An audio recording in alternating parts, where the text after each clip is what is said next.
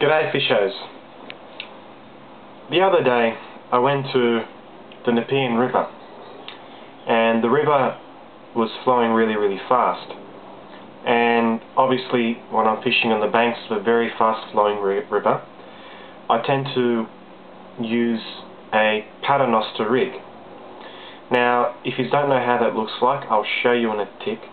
But a Paternoster rig, all it is the sinker is on the bottom tip of your actual rig, and it prevents your hooks from getting entangled on the rocks and on the weed, and it actually keeps the bait visible in the water, especially in those fast flowing water. Now I've got line here, and I'll show you how a Paternoster rig looks like. You grab a section of line and you put them together, then you do a loop, you get it through, and there we have it. Simple as that. It's a easy loop to create. Now what you do with this loop is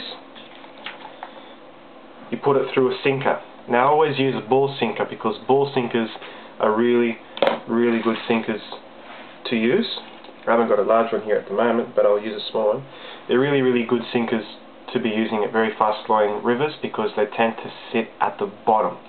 If you get a sinker, let's just say that looks like so, it hasn't got an evenly distributed surface, so it's going to move around and it's not going to stick to the bottom.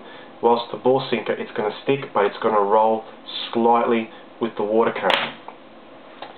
You get a sinker and you get the loop. Depending on how big the hole is in the sinker, you just get it through if you can.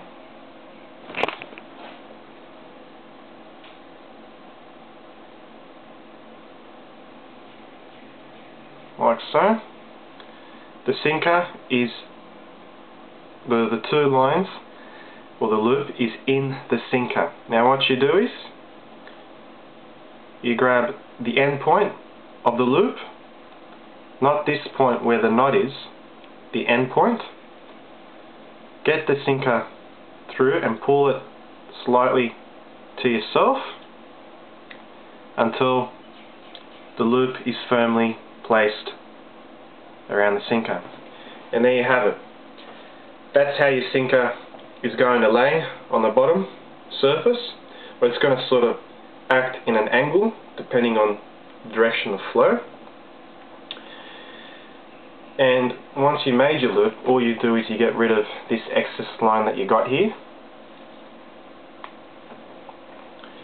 You move up towards the trace, you make another loop,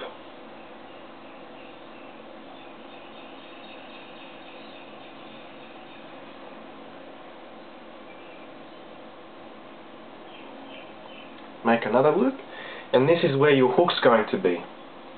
Now I tend to use very large long shank hooks because you can fit large earthworms on them, and in freshwater systems earthworms are favoured by plenty fish such as Australian bass, eel-tailed catfish, European carp, short-tailed, long-tailed eels, so on and so forth. So if you can fit more worms onto the hook, it will dramatically increase your chances of catching the fish.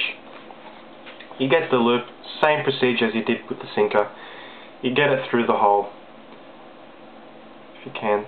This one doesn't work.